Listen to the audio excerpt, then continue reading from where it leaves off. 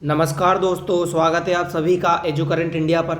दोस्तों, एक ऐसा कॉरिडोर जिसके बारे में ब्रिटिश भारत ने यह कहा था कि इसकी क्या ही ज़रूरत पड़ेगी आगे, या फिर देश को क्या ही ज़रूरत होगी। एक ऐसा कॉरिडोर जिसको ढलान समझकर छोड़ दिया गया कि यहाँ पर तो बहुत ढलान है, ये कभी किसी काम में नहीं आ सकता, और दो बफर राज्यों के बीच में ये एरिया माना जाता है कि ये तो बफर वाला हिस्सा है, इसको भी छोड़ दो, ज़रूरत नहीं पड़ेगी इसकी।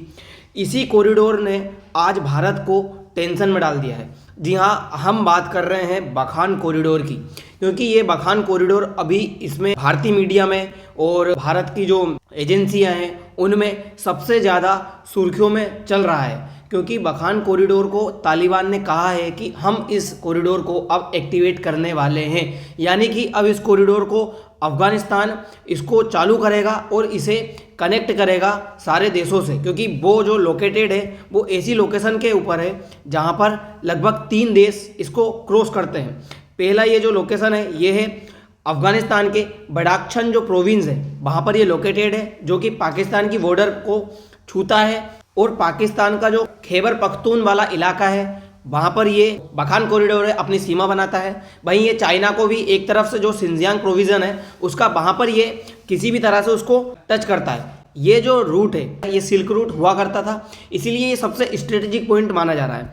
अगर आप ये सोचिए, अगर इस बखान कॉरिडोर को चाइना, वहाँ पर जो तजाकिस्तान है, पाकिस्तान है, ये किसी तरह से इसको इन्वॉल्व करके या इसको चालू कर लेते हैं तो ये भारत के लिए इतना बड़ा सरदर्द बन जाएगा कि भारत ने शायद इसके बारे में इतना विचार भी ना किया हो। आप इस वीडियो में पूरा समझिए कि ये कैसे भारत को सबसे ज़्यादा नुकसान दे सकता है। देखिए, ये जो है ये सिचुएशन, ये जो जगह है यहाँ पर ये लोकेटेड है।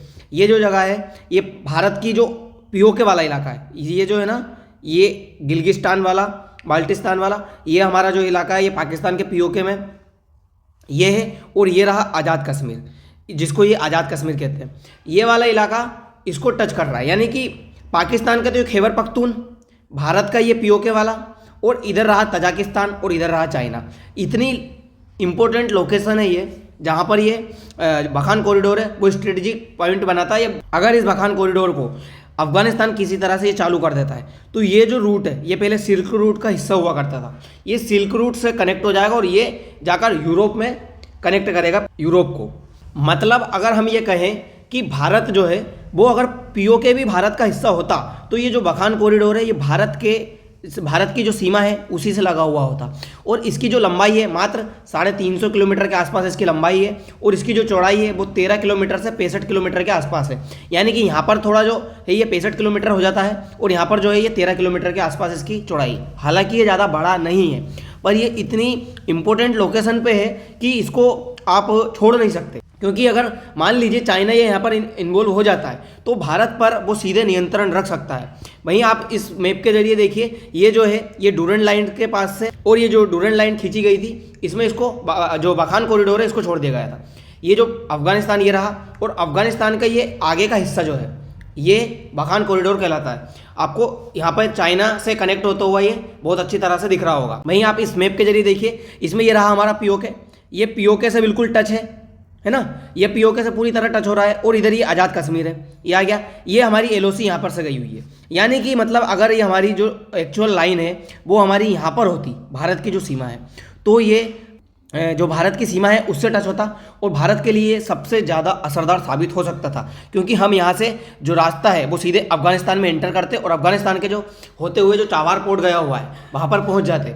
लेकिन पीओके वाले प्रोविज़न में है और ये वो भारत के लिए अभी इतना ज़रूरी नहीं है। लेकिन अगर ये अफगानिस्तान यहाँ पर इसको चाइना को इन्वॉल्व कर लेता है या पाकिस्तान की मदद से इस कॉरिडोर को बना लेता है तो ये फिर भारत के लिए दिक्कत हो जाएगी, और भारत को पीओके लेने में काफ़ी ज़्यादा मुसीबत का सामना उठाना पड़ सकता है। क्योंकि अगर पीओके के पास अगर भारत जाएगा, कि मान लो अगर अपन यहाँ पे जाए और पीओके को लेना चाहे, तो चाइना हमेशा पाकिस्तान के सपोर्ट में यहाँ पर बैठा रहेगा। और अगर चाइना यहाँ पर अपना कुछ एयरवेज बना लेता है या अपनी जो स्ट्रेटेजिक पॉइंट के हिसाब से कुछ सेना खड़ी कर देता है, तो फिर भारत के लिए ये ऊपर वाले हिस्से से यहाँ पर आसानी से चाइना को आसानी होगी कि चाइना भारत के ऊपर हमला करे या भारत को रोक सके। इसलिए अगर ये चाइना यहाँ पर इन्वॉल्व ना हो तो ही भारत के लिए सबसे ज़्यादा बेहतर है, भारत यहाँ से पीओके ले सकता है। हाँ, ये हो सकता है कि जो अफगानिस्तान है वो भारत से कहे कि आप इसको कॉरिडोर को ओपन करें, आप इसको बनाएं, तो भारत अगर यहाँ पे इन्वॉल्व हो जाता है तो फिर तो कोई दिक्कत नहीं है।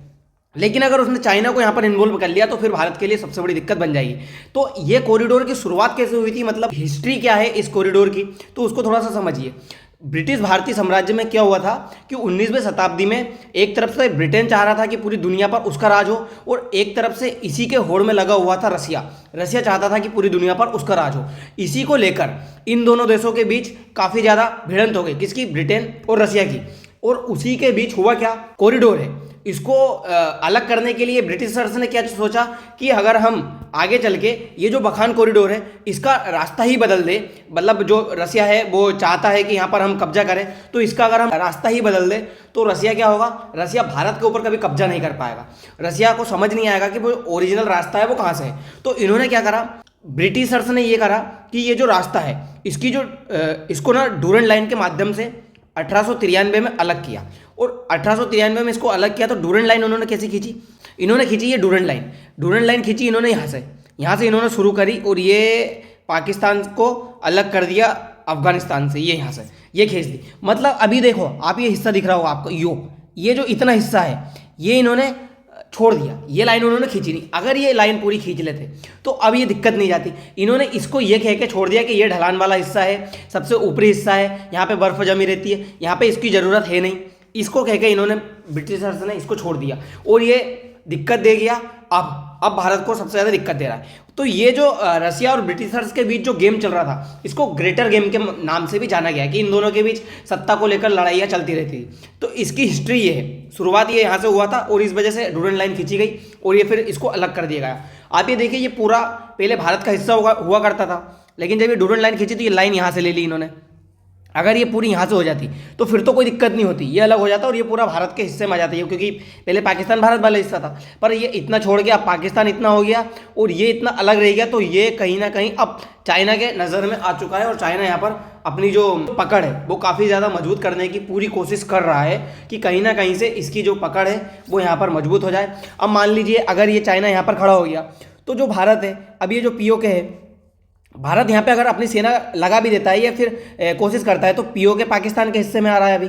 तो पाकिस्तान ये करेगा, इसको हम बिल्कुल ना छोड़े और ये हमारे जो हिस्से में है वो हमारे पास ही रहे, तो वो चाइना की मदद लेगा। और चाइना तो पहले से भारत के खिलाफ खड़ा हुआ है, क्योंकि जब से अक्साई चीन गया है चाइना तो भारत के साथ दुर्व्यवहार कर ही रहा है। तो थोड़े दिन पहले ये अमित शाह जी का एक बयान भी सुना होगा कि पहले क्या है, नेहरू जी ने ये कहा था कि जो अक्साई चीन है वो चीन ने ले लिया है तो कोई दिक्कत नहीं, उस पर हम कौन सा फसल उगा रहे थे, वो वैसे ही बर्फीला वाला इलाका है, हमारी कोई ज़रूरत था नहीं वो।